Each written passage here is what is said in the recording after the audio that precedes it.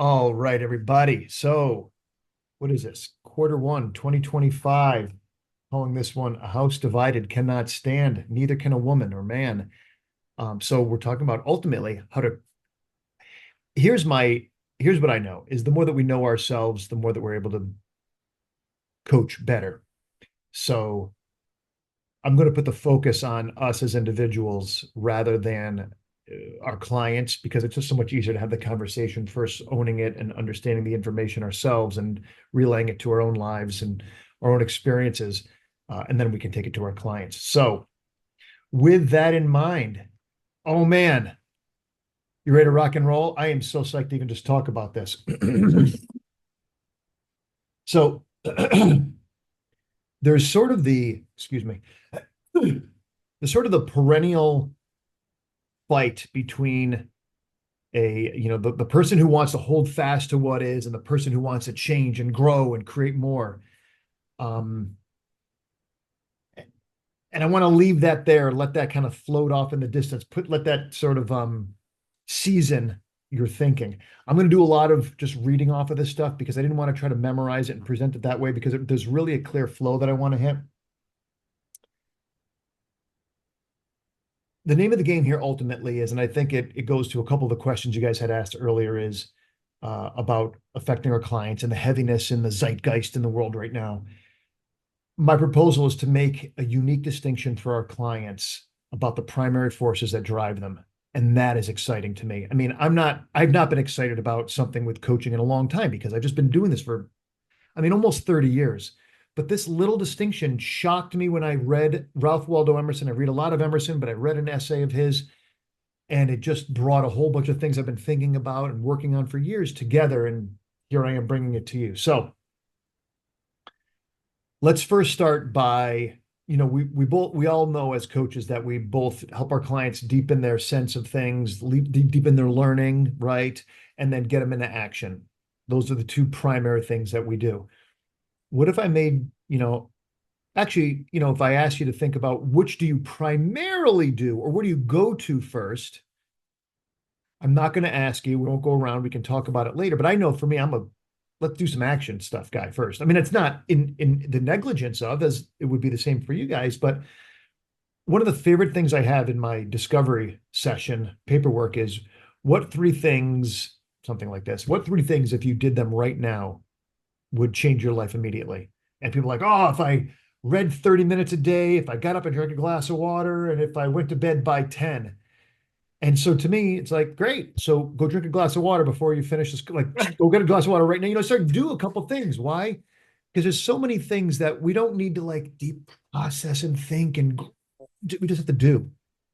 So I'm a big fan of do it and then find out, okay, where's the place where I actually they break, they can't go on anymore. I need to coach the person rather than help them do more of what they already know. But I asked my wife, who's a coach, earlier, and she's like, "Oh, I do this and that." And we all start with, "Well, I have a nice balance." Well, we all think we have a nice balance, but it's like, okay, well, what do I tend towards? Well, she tends towards the learning aspect first. Great. There's no better or lesser. But what if one of us took a stand? Well, I'm a deep in the action guy, or for the action guy. That's what I do. How many of you, in no time, as good as a coach and as much respect as you might have for me, how many sessions would it be before you were like, holy cow, I can't even show up to another one of Ron's call because he's always got me doing more stuff. It'd be exhausting, even if it was stuff that we both knew you had to do. Right. And at the same time, if I was all about the learning and deepening, and wow, of course, because when you were five, this, and then when you were 15, that. And so after 40 years of work, this. So yeah, let's feel that and notice. At some point, you'd think, for the love of God, all Ron does is keep me in the moment, feeling and experiencing and learning. I've got to do something. I'm getting nauseous. I'm sick to my stomach. I've got to do something. It'd be too much. However, so what I want to say is, yeah, well, I'll say this in our life. In life, how often do we think we have it figured out? If only the Democrats, if only the Republicans, oh, Trump, then the Biden and Kamala, and the she did it, and we think that we've got it figured out. We get a fact and we hold on to it. We hold on to this part that if only this thing were to happen, it would make the world all the better. And in that moment, we become so partial, our partial, P-A-R-T, part, I-A-L. We become, the more partial we become, more committed to this fact, this part, the more blind we become to everything else. Well, look at, why is that? Because that's the reformer in us. That's the innovator in us. That's the part that's the radical. Okay? As opposed to the status quo, which we might be fighting against in a given moment. So I want to talk to you about today is the battle between the reformer, the innovator, maybe the radical within us, and the conservative, the part that's holding on. And some of you on the call might be going, I'm no conservative. I am not like, or the other side is like, I'm not a radical. I'm not innovator. I like just to kind of fit. We're both, and we're both from moment to moment. And this, having that awareness of this language that, we think of all the time in politics or religion so freely, when we think about it in our day-to-day experience, suddenly it comes home very quickly. And obviously this relates to our clients, but let me walk through this. You think about the universe, the soul is whole. W-H-O-L-E is one. It is united. It is unity. It's not about holding on and clutching to a moment, to a fact, right? And it's not about blowing up the system so that I can have what I want or what I think is if only this. But we tend towards really loving one or the other in a given moment, and we're always right, because in that given moment, we just happen to see it all and if only, right? So what I'm going to remind us again is the universe is whole. Well, there's little Jamie on Kara's lap. And Kara in about 3 years or 12, maybe a year is going to say, hey, don't hit. You don't hit. And guess what? Kara is a good and faithful mommy by saying that. You don't hit. We all know that you don't hit. However, Georgette, if someone comes over and is about to hit you, what are you going to do? You're going to push them off of you and you might slap them across the face. Well, I thought we don't hit people. Well, but Kara has a fact she's going to hold on to. You don't hit. Well, okay, there's a nuance to this, right? Yeah, you don't hit unless. Oh, so there's an unless? Right. So there's more information. So what we do is we hold on to this thing, this truth. And if only everybody did it my way, held on to, or undercut everything else and reestablish this thing that I like, then it would be great. So in a moment, we go from conservative, holding on to innovator or reformer, who sees if only we could knock that system down and replace it with my good idea, it would be fine. But it's not one or the other. Again, the universe is whole. The soul is whole. We're called to have nuanced understandings and not be run around by one or the other. So what I want to talk about is that each of these parts can be authentically or inauthentically, right, manifested. Our scammer can manifest in both of these ways. And as soon as we start talking about it, you'll be like, oh my gosh, of course this makes sense. But I thought I'd give a couple of real world examples. Um, you know, think about it if you're politically more conservative and you really like more restricted immigration policy, we'll say. And that just makes sense to you, right? It's a conservative position. You are conserving that which is. As soon as somebody comes in and is saying, well, we need to bring new people in, it's fresh blood, it's good ideas, it's culture, it adds in. The conservative, the strict conservatives, allow me a little bit with the stereotypes here. No, don't change. Well, let me ask you, even if you're more so-called an innovator, a reformer, a radical, don't you see that if you are the president of the National Organization of Women, that you don't want a bunch of cranky, disenfranchised men to be running the board of the National Organization of Women? Well, of course you do. Well, that's because you're conservative. You National Organization of Women proponents, you're conservatives. You're conservatives in that you're conserving that which you like, that which you want. The young communists are radicals and rebels. But guess what happens when you establish a Soviet Union or you establish a Cambodia, a communist Cambodia or whatever, suddenly you're conservators.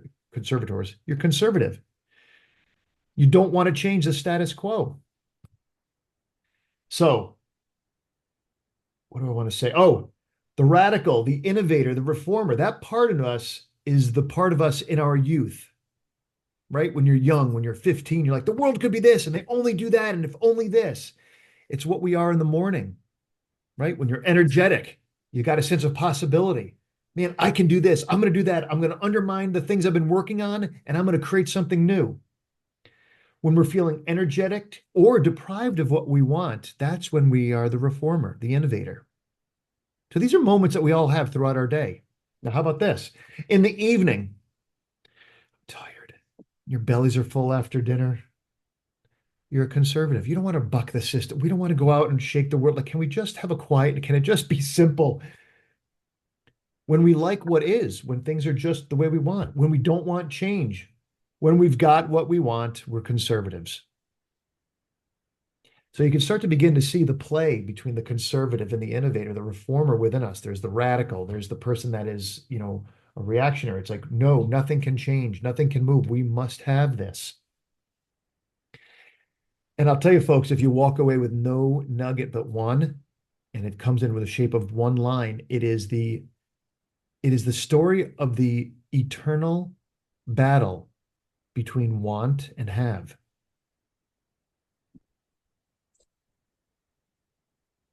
In any given moment, we go between one and the other. I mean, there's been moments where you have no gratitude and you want this and you want that. And then a moment later, you sit down before a beautiful salad with tomatoes from Ecuador and lettuce from Florida and, cheese from three rural farmers from Pennsylvania. You're like, look at what is before me. And you become grateful for what is and grateful for the structure, despite all the politics and all the nonsense in the world. Whatever it is, that system allowed these blessings to come before you, and suddenly you're a grateful conservator. Oh my goodness gracious. So my hope is in a couple things is to recognize, first of all, oh, conservative doesn't equal bad or stupid or staunch or a pain in the rear end. Liberal doesn't mean, or liberal too, right? Innovator, reformer doesn't mean radical and crazy and unhinged or correct or far-seeing. You know, the conservative would allow his fenced-in area to be sieged and starved out just to keep everybody bad, potentially bad out. Meanwhile, the radical would blow up everything good, everything that gave him or her everything they have in order to make what they think should happen possible. A good example of this just quickly is there are people who are, look, I don't know who doesn't like the environment. Nobody's like, I hate the environment. Obviously some people are more callous or more closed off or less, they care less because they can just go to Maui and live in there and destroy whatever they want. But there are people who are so radical about the environment, we got to ban coal. Okay, so the cheapest form of power and heat in the world is coal. And there is a massive part of our population that are poor, just, that are dirt poor broke, or that are just getting by and maybe hoping to just kind of get out of the absolute destitute state that their heat and electricity comes from. So you'd rather starve them out, freeze them to death, deprive them of electricity because of your one partial part conviction that coal is destroying the environment? Really? Are you prepared to do that? Oh, well, suddenly we have more information. No. Oh, okay. So you can see how it's important to be a radical. It's important to be, but how do we do things in a way, if they are correct, that is creates change that can be sustained and create the impact we want? Oh, okay. Now there's responsibility here. And, on the other side, I think it's funny to me because I don't care what side of the DEI conversation you're on.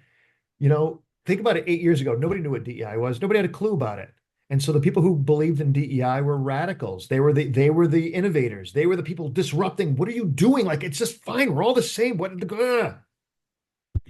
And now for the last few years, it's or not the last few months, starting maybe this summer, whether it's certainly it's happening, I see it in North America and certainly happened in the United States, where it's falling out of favor. It's kind of going into the falling.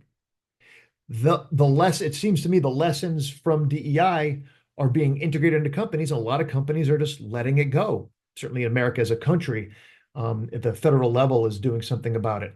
And so and now the people who were for DEI, who got established in the national government, who got established in state and local governments, who got established in massive Fortune 100 companies. They become the conservatives. And, whether you call it Trump or you call it, capital C conservatives in America, they become the radicals who are trying to get rid of it. So do you see how the circle goes on? At any given moment, we're one and or the other. Okay. So let me just see what else I want to say. The point is for us to recognize that there are things worth holding on to, right? And maintaining and defending, right? And there are things in life, both personally as well as, at a larger scale, that needs disrupting, dismantling, both over time and immediately. So, why are we talking about this, coaches? Because our clients, haven't you ever heard a client go, uh, oh, I'll just stay in my marriage or the job or whatever. It's like 3 more years. It's not a big deal. I'll just suck it up. I'll just conservative. I won't create the change. I won't do the thing. I'm afraid. Hold it together. Conservative. That's the conservative saboteur. And we've also seen that, what? Fuck this. I'm getting a divorce. He can go pound sand. He can. And you're like, whoa, whoa, whoa. Yes, we need the innovator. We need the power, the passion, the damn the torpedoes energy, the who cares. I can do that. But wait a second here. So that's how the saboteur can show up, maybe both as the conservative and the reformer, the innovator, the radical. We also know that there are times where the conservative, it's you know what? I guess we could say the same theme to keep it consistent, but you know what? I've been married this long. Um, I need to hold on and not buck the system so quickly. Maybe we could do therapy. Maybe there's 1,000 things we can do, and maybe this is my fault as well. And we need to slow this down and not blow things up for me or the family, and really see what we can restore here. Like, wow, that's maybe an authentic expression, right?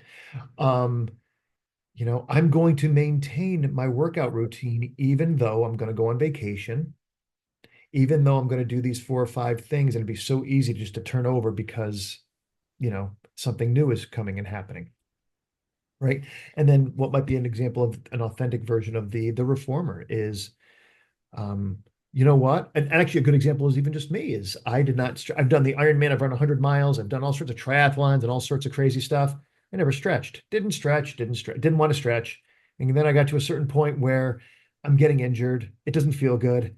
I know at 50 years old, it's time to do something. And so I came to the conclusion, okay, it's time to break the system. It's time to quit complaining. It's time to stop guarding this time for reading or this time for sleeping or this time. And I need to insert this hell or high water. This is now part of the routine. Deal with it. And so, how do we then recognize in our own clients, to me, is the question. That part that holds on, though it destroy everything that matters to it, holds on to its little fiefdom, or is at all costs wants to blow something up. How do we help our clients notice and articulate that is the part of you that is wise, that knows that for you to be whole, your soul to be fully expressed, you sounds like you do need to hold on to this. You do need to work through this, or you do need to upend this. You do need to let this go and deal with the consequences. Okay. I'm going to stop us there and tag and turn it over to y'all. What's popping in your minds?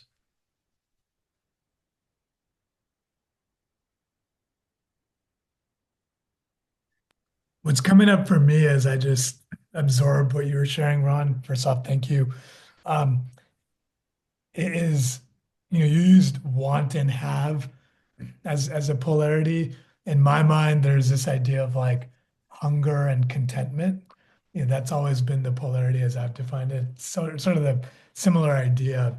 And how, I think the way I've been thinking about it more recently is there is a sort of an integrated way of relating to both of those where you have both. Being hungry doesn't mean you're not content, or being content doesn't mean you're all of a sudden complacent and not hungry. Yeah. And being able to actually hold almost in a paradoxical way, hold and integrate both as opposed to viewing them as opposite. And so that's just what was coming up for me, and as a coach, I think being able to also hold that polarity in that way and not make someone feel like they need to be in one place or another, but like, hey, you can actually channel both, right? And access both and be discerning about where you apply each of those energies. That's it for me. And there's I like the way you said almost paradoxical, because I think in our not I think in our c greater community that is like personal growth people, they throw the word paradox around as if, to say something profound. Ultimately the universe is not a paradox. It's not two irreconcilable facts. It's whole. We just aren't there enough to see it. And so how do we recognize want and have, or what did you say, hunger and contentment? And that's the conversation is, what is that nuance? Well, you don't hit people. Well, you do under certain circumstances. It's actually the right thing. So, it's sort of also, it could be framed maybe the question of, which has been said by many, many other people before. It was like, how do I be happy with what I have while I'm going after what I want? Right. And okay, if I can let go of it being paradoxical and actually do then the hard work of thinking, okay, to your point, it's like, okay, I think this is what you're saying is like, I really want to be grateful for the salad in front of me, but I also want to realize I can do better than just being able to live like this or just afford this. I can whatever. So how do you have that? And notice in any given moment when you're starting to get railroaded, by one side or the other. Yeah, and I find that it's in my intellect, I can see how they both can coexist. In my day-to-day life, I can see how I gravitate sometimes to one pole versus another, Yeah. where I find myself wanting and I lose touch with my gratitude for what I have, Yep. or I get comfortable with what I have and feel like I've lost, my fire, my hunger to strive, to aspire, to push. And it's interesting, right? It's interesting to notice when one polarity sort of takes over and we lose sight of the other. What strikes me too is, again, I'm being inspired by what you're saying, is think about the seasons of our life, the macro and the micro seasons, where unless, someone would have a counter thought, but to me, it makes complete sense what I wrote down and the research and the thinking and that, yes, of course you're a radical when you're young. Well, none of us are kids anymore. So you're not a radical anymore. No, no, no, no. It's just that maybe when you're 13, 14, 15, 16, you kind of know it all. You got it covered. You think you've got it. And if only this and that. My wife and I were talking, and she said, oh, yeah, the kid that comes home from college and thinks his parents are fools. And if only they did this and if only whatever. It's like, yeah, you're a radical. You think you got it all figured out and everybody else is whatever. It's sort of the providence of youth to think they've got it figured out. And we need that zest and that fire and that unabashed clarity to drive action. But also, all of us are what, in our 40s, 50s, 60s, whatever we are. And even if we're not youthful, we have youthful moments in our day, throughout our day, where we have a sense of optimism or desire or energy in which, yeah, we're willing to, in our own way, overturn or uncover uh, something that is the norm, is the standard, even if it's, creates discomfort for ourselves in other ways or others. So to me, that's that awareness for us to have for our clients is what is the macro season they're in and how do they get run by, the macro. Okay, I'm 17 and I really want to create. And it's like, okay, his authentic expression might be this thing, but hey, man, be aware of the impact you're having over here because you're going to turn 18 or 32 someday. Do you really want to post that on social media, or do you really want to do this thing that might not be reversible? you know so there's an awareness that I know that we've got to bring to our clients, that the radical, the reformer cannot run the show, because it runs off to martyrdom and destruction, and it be far beyond his or her own. And the conservative, boy, you can't let that guy or gal within us run the show, otherwise you'll miss all the opportunities in life. There's nothing new that is allowed in because you just have got to maintain. That doesn't work either. So how does that show up not only in the greater seasons of our life, but the moments within, I mean, truly moments within coaching?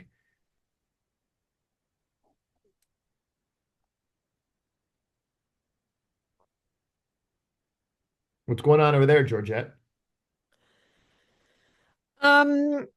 Well, I can't help but think about how that all applies to me and that I'm so aware of everything I've learned in coaching having to do with not wanting change and the saboteur wants you to stay the same and Yeah. et cetera, et cetera. Um, and so I'm just thinking about myself here. It's like, okay, I know this and I know that I need more, I want more, but what it's going to cost in terms of time, effort. And I end up just saying, oh, I'll do this tomorrow, and then I don't do it and things like that. So I, it helps me when I'm coaching because I recognize it and other people. Amen. Um, and so I'm thinking about that and I'm thinking about, yeah, we are talking about taking another perspective and that's excellent. And I will do that and say, if I'm saying, oh, this is not right, that's not going well, or I need to do more to feel more purposeful, etc. On the other hand, I'm saying, but I'm grateful for what I have, Mhm. really grateful when I look around. So then that kind of calms me down, but it doesn't get me moving that much. So I don't know how to get to that radical for me, and I need to focus more on how to do that with clients as well. Well, I really appreciate, Start Georgette, with me. what you, yeah, exactly. That's what I was going to say is I really appreciate you starting there because, to me, yes, anybody can be a coach. And I believe, in terms of my faith in people, anyone can be a coach. However, anyone cannot be a good coach. What it requires is us doing our own work. In fact, the very first conversation I had with somebody when I looked into CTI was don't do this if you're just trying to do like a professional type thing. This is going to require you to, I don't remember her exact words, but you think about every year, it's sort of the it's cliche, right? Is we get in decent shape and then we kind of let it go and then ups the holidays. And so whether you're in Canada and the holidays start in September or you're an American and you maybe sneak a little bit more after the Apple Festival or whatever's going on in October, by October leads to Thanksgiving, leads to Christmas, leads to New Year's, and all of a sudden everybody's sick and tired and they blame the Amazonian flu and not the 42,000 cupcakes and cookies they ate for the last 3 months. And then what do? The conservative part of us that was not work out. No, not now. It's Christmas under the guise of like tradition or whatever. We don't do. And then we do. Our innovator comes swooping and you got to join the gym. No, pay for the Excelsior membership. If you're committed, you got to really do it. And you turn it all upside down. You go nuts for 3 weeks and then you can't sustain it and then you're done. And so what did the innovator do? In his or her ignorance, just blew everything up.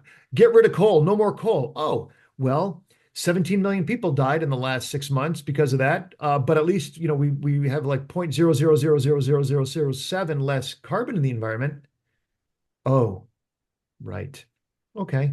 So how do you do something in a sustainable way? Ron, Georgette, Kara, whomever we're talking about here is what's the change that we're feeling, the little niggling change that's wanting to be made? Great. So that is the voice of the innovator. Does it have some wisdom in there for that conservative part of us? Is that conservative part of us authentic? Or is it the fear-based part of us that's just holding on because, like you were saying, Georgette, it's like the scammer, the saboteur is just like no change at all is allowed. You know, my big outcome for this conversation is to realize, look, not only let's create some more peace in the world and not hate on conservatives or hate on liberals. It's to recognize those things within ourselves and realize, that DEI example is just pure gold. How the radical, how the innovator can turn into the conservative in a matter of a couple of years, and suddenly, they're clawing and holding on to the territory that they just got. No, you don't. You need to have more than one diversity manager. Why do we only have one now? It's like, isn't that amazing? It's just what goes around comes around, and so how do we how do we find the balance of what's actually needed and not what our extremes demand? So, what else wants to be said?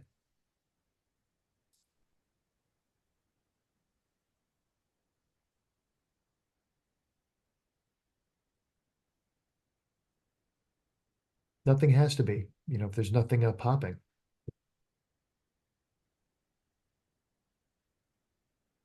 I find myself just reflecting on my own seasonality. I'm looking down at some notes I took here, and I was like, yeah, definitely as I've settled into kind of the stage of life that I'm in, I notice myself feeling more of that conserving energy, while if I live in an ideological plane, I could maybe argue that, hey, I haven't changed all that much. But the reality of it, right, is actually very different. And I don't view that negatively, right, to your point. And I think there's a nuance to that, which is, hey, like there is a lot that we do want to preserve, and that's not a bad thing, and it can often be made out to be a bad thing. But it's, yeah, I'm just reflecting on that.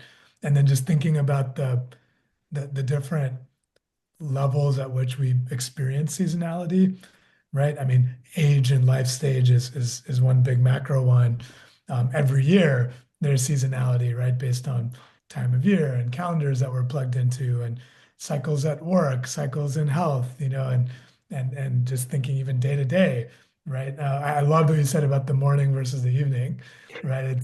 There's this optimism, this I'm gonna conquer the world type feeling in the morning, and then very, very different feeling at the end of the day, right? And I Yeah, think, at dinner with the fires burning and the little lamplight on, suddenly you're just like, can we?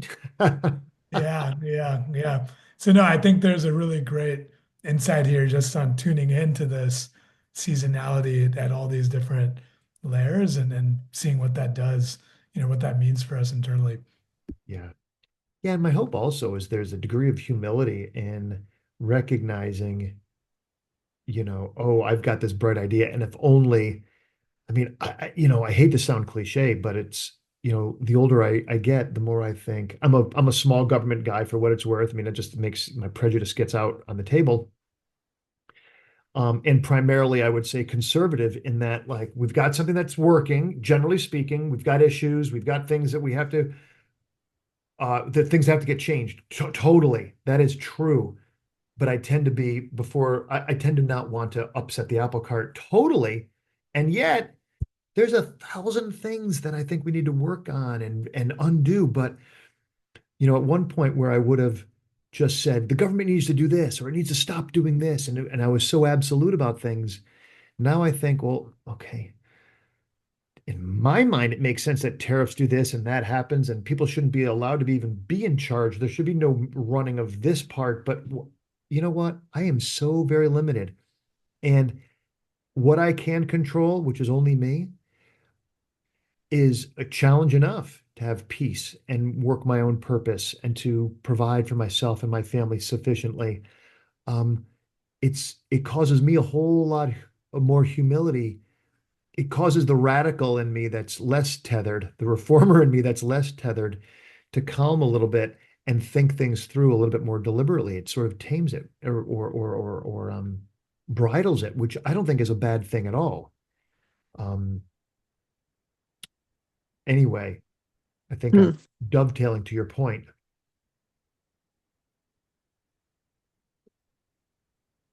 What else, Georgette? Well, I'm just wondering what's an example when we're coaching, when we become aware of what's going on and what our client is doing in Hmm. terms of being too conservative, let's say. Hmm.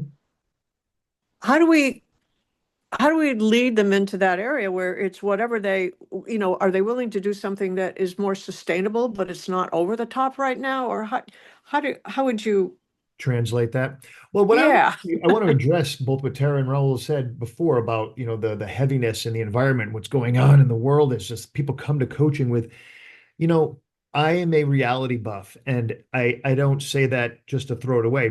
Most people don't really want to know what is going on in the world. They want to think the Democrats are going to come in and save the day, or no, Trump is here, he's going to save the day. It's like they just want to they do that, but then you go and then you get disappointed. I can't believe it, And I have no problem getting political because I like reality. Remember, with Obama, hope and change, it's all going to get better. Well, then he doubled the national debt. Oh, and he dropped more drones and killed more civilians via drones than any other president before. It's like, well, that's not so good. Oh, but it's reality. But at least then we can go, oh, this was good. This wasn't good. this I like, this aspiration I like, but it didn't manifest. We can have a real conversation versus just believe in demagogues, maybe both, um, that are going to save the day. It's like, no, no, no. Human beings are human beings. We have to deal with things such as we find them and as they actually are, which takes a little bit of thought and work to uncover. So the first thing I would say is with clients, I'm a big fan of, and I throw these things in there. People would say, why did you have to why did you bring up politics? Because I want to stir the pot. I want to bring people up to like go, because if you're a big Obama guy, I want you to reconcile, oh, if Ron is right, that isn't good. Right. Correct. So now you got to reconcile. He was a wonderful man. He was the first black president. He did all these wonderful, and he did this. Oh crap. Yeah. Because guess what? Ron, you're a good guy, you're thoughtful, you're whatever. And I'm imagining talking to your client, Sally, you're good, you're this, you're that. And you just ate 16 Oreos. Like, this is not good. This is not according to your word. You did not stretch. You did not go to the gym. You did not drink your water. You're not keeping your word. You're actually acting like a hypocrite because of X. It's like, woof, can you say that? Like, yes, you have to. Otherwise, we're underwriting their mediocrity. Mm. Right. And I'm not saying you got to be a tough guy about it, but how do you say it in a way that they can hear it, but also in a way that doesn't compromise? This is reality that we have to deal with and not skirt around and like, oh, yeah, well, but that's because, no, you ate the cookies. You said you weren't. You fucked up. That just is what it is. And then let them land. Ooh, yeah, what's going on? I just realized that I do this all the time. I sabotage because blah, blah, blah. Great. Now you can soften. Now you can allow in. Now you can welcome them in. But if we're dealing in the BS world and like I'm the best, and if only people did what I want to do, reformer, then you're going to just you're so far from free, which is the point of coaching in my world: unity, freedom, dealing with things and working on things that you can change. You're just setting yourself up for more chaos. So now when we tie that in, Georgette, to what you were saying is, how does this manifest in coaching? If we are reality buffs, you can name the conservative and the reformer, the innovator, the radical, even. You can name those two parts of us that go on if you'd like. You don't have to, but you can know in your own mind the distinction. How would the conservative show up is, like I said before, I mean, I think a great example is the husband or wife who just won't leave the marriage because maybe it'll get better, maybe it'll get better, maybe it'll get better. It's like you just don't want to, and my family, and I love my whatever, and my church family is all here. And so it's like you don't, so you can't even face, it's like you just have to hold on to. I mean, that's the nature of the conservative, is holding on to. If you can think about the Communist Party taking over, the communists took over in Russia 100 years ago. Well, guess what? They were radicals until they took over, and then bang, they locked everything down, and it was the Iron Curtain for a reason. You're going to kill 60 million people to hold on to what you know is true on the way to your version of, oh gosh, heaven. Wait, that's not the word I'm looking for, but their idealist version. Like, well, now you're conservative. So how do we do that? How do we clutch and hold on and don't want to change? That's the conservative part of you. That's the part of you that gets fearful. Mm. And it manifests on clutching and holding on to, not changing. How will the innovator, the reformer, show up in the saboteur with our clients? Well, actually, I'm going to turn over to you guys. I've given a couple examples. How might it show up? Well, what are the characteristics of the innovator, of that reformer? I told you already. It's sort of like it's energy. It comes from want, right? Energy. You feel deprived. So how might it manifest? What are some things you hear? I deserve. I expect. I've put in my time. No one's going to do this to me again.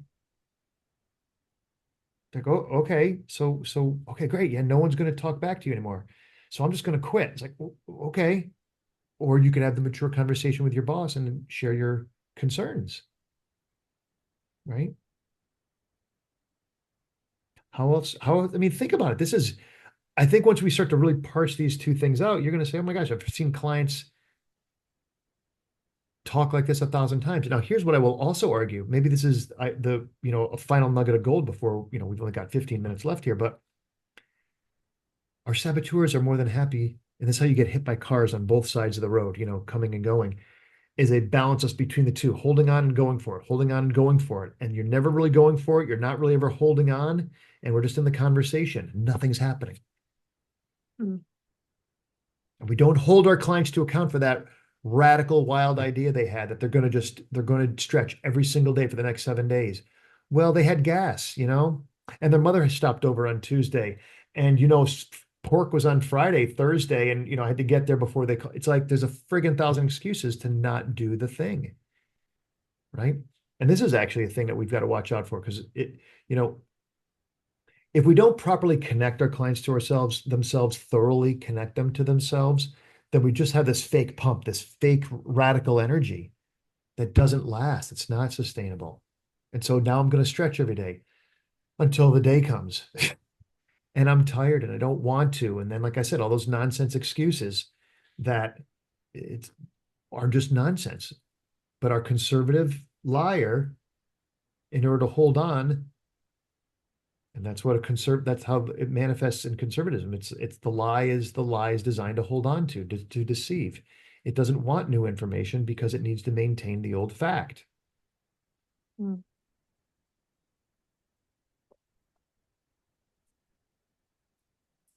I'm really taking to this point of the fake radical energy. It's something that, I've seen. I've heard you, Ron, talk about coaching, right? As so much of it is the session is about bringing your client to that place, right? To their highest version of themselves. Yep. Keep them there, have them really connect with that in a deep way and have insights from that place. And then when they carry forward the action that they commit to, it's integrated. And I've seen times when that happens and it sticks, and other times when they're just pumped up by the energy of the exchange and get excited about a particular idea.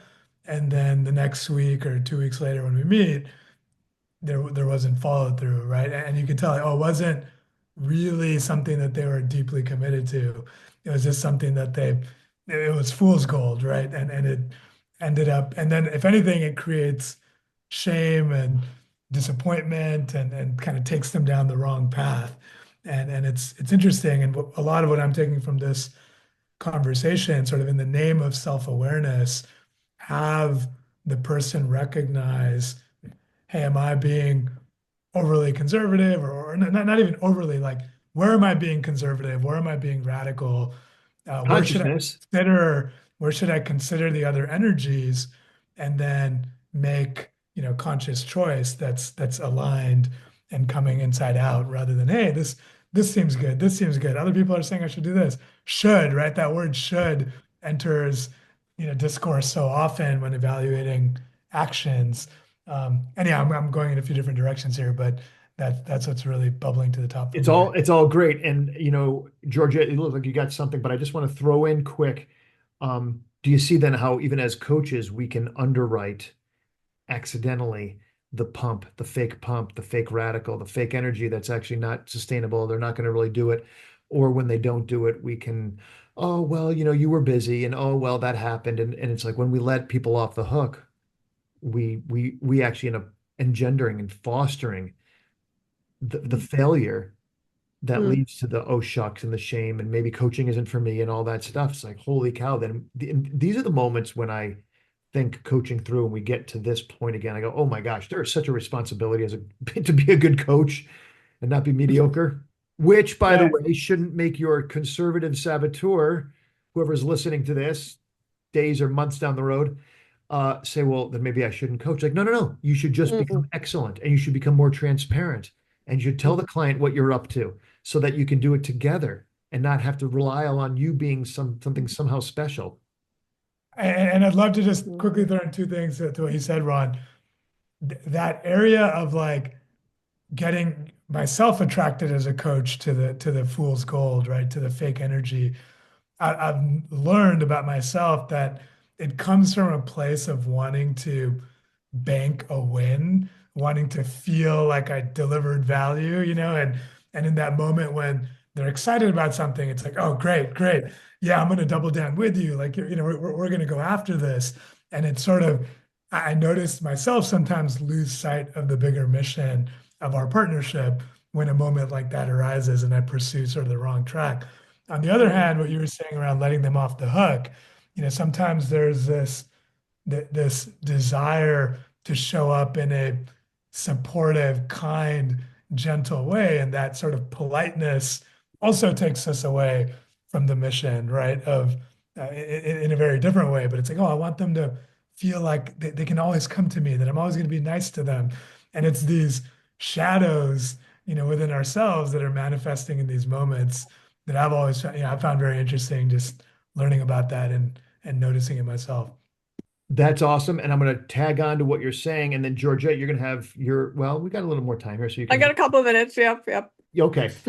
I want to say something about bank a win, and I want to say something about how I show up. And I don't know if you've seen clients like me, but bank a win. So it's like, yeah, I want to bank a win. Okay, level one, it's about me. And as soon as we, and I'm just putting to words, more explicitly what you've already made the point of. But as soon as something becomes about us at any level, it just starts poisoning everything else. And so, oh man, and so we're actually missing something. So, my version of bank a win is go ahead, you want to drink the water. Oh, you want to do push-ups? Oh, you want to call your mom?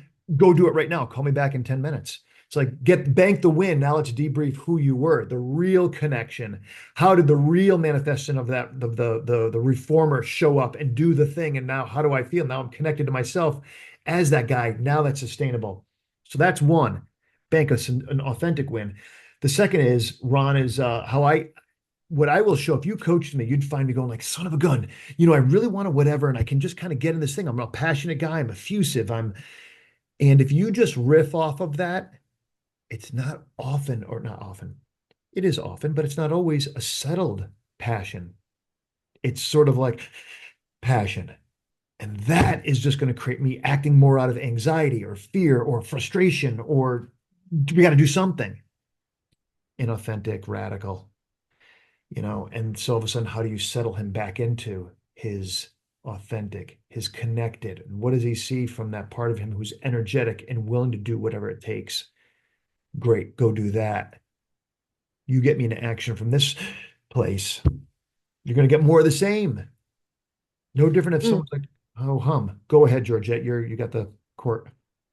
No, I was going to say, so I was thinking about what you do as a coach if somebody comes back and says, oh, I know I said I was going to do this and whatever came up. And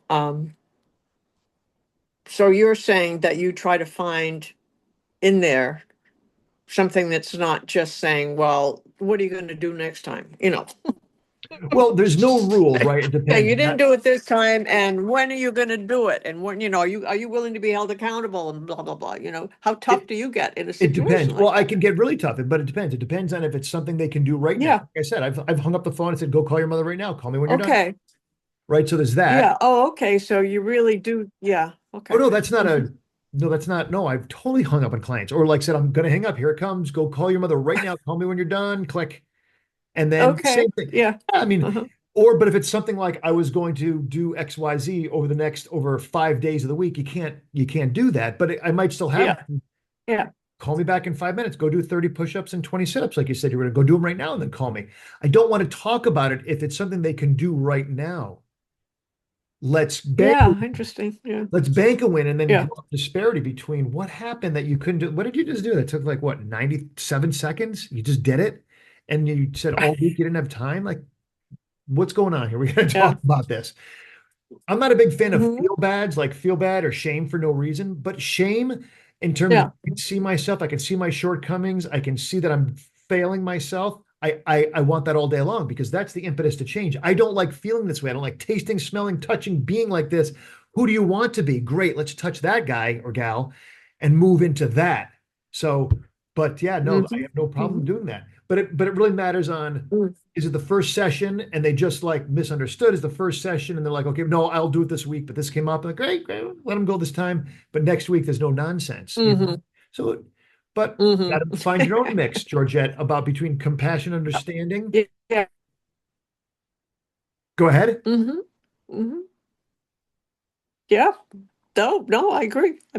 Because I what can agree. I happen is, know what I need to do. yes. Well, because what happens is one's compassion, if it's just all the time gushy because you're afraid of putting the hammer down, it's not really compassion, it's fear. So we got to get over Hmm. our fear to call it out like it is. Otherwise, this is inauthentic.